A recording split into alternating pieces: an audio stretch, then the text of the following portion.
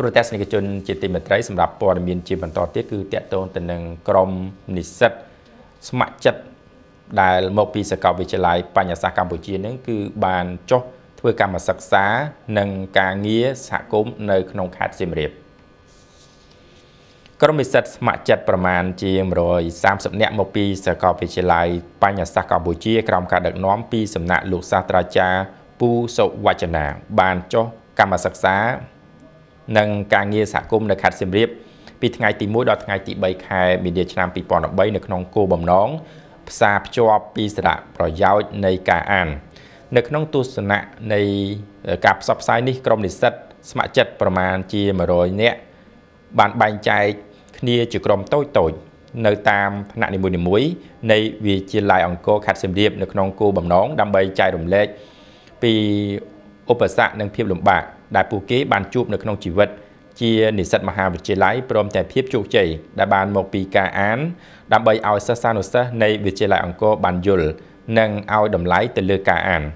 ព្រមជាមួយគ្នានេះក្រុមនិស្សិតស្ម័គ្រចិត្តក៏បានធ្វើការបរិច្ចាគសៀវភៅដែលបានទទួលការឧបត្ថម្ភពីសាកលវិទ្យាល័យបញ្ញសាស្ត្រអង្គការ Rome to Read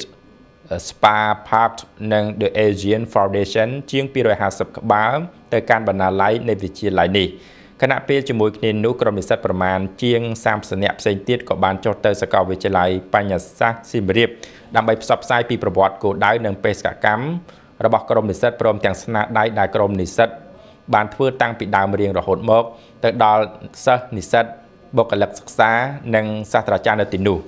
នៅថ្ងៃបន្ទាប់ក្រុមនិស្សិតក៏បានបង្កើតកម្មវិធីជិះកង់ផ្សព្វផ្សាយការអានមួយដែលមានឈ្មោះថា By Ride to Read at Angkor កម្មវិធីនេះមានអ្នកដែលចូលរួមប្រមាណ150នាក់រាប់បញ្ចូលក្រុមនិស្សិតនិងនិស្សិតនៃសាកលវិទ្យាល័យបញ្ញសាស្ត្រសៀមរាបពួកគេបានជិះកង់រួមគ្នាជាក្បួនតាមផ្លូវទៅប្រាង្គប្រាសាទអង្គរនៅក្នុងទិសដៅនិងគោលបំណងតែមួយគឺដើម្បីផ្សព្វផ្សាយ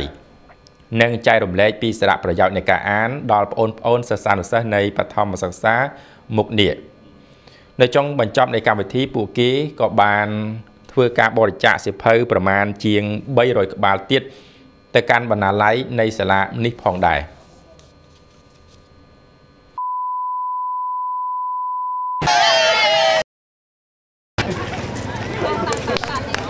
មនុស្សណាក្រក់ឲ្យថតទៅស្អាតហ្មង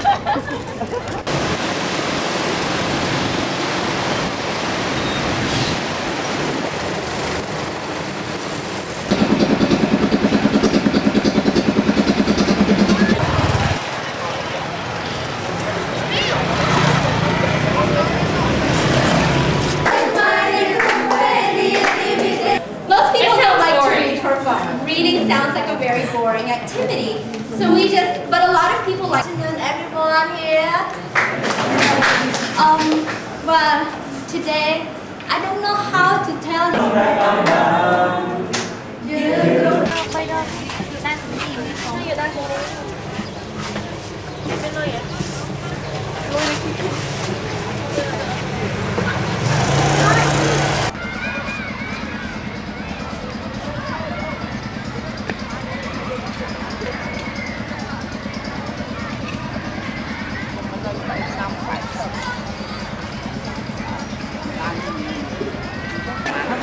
Tôi ăn coi giờ mò phẳng nhiên phải ăn mẹ tiết mong cái con đâu phải cái gì đâu phải anh vợ nhóm tranh án bằng lửa anh về với cha mẹ ở đây là chị xong rồi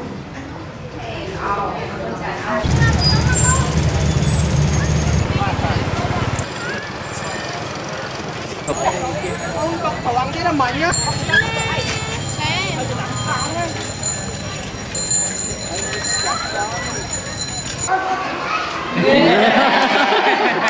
đang đi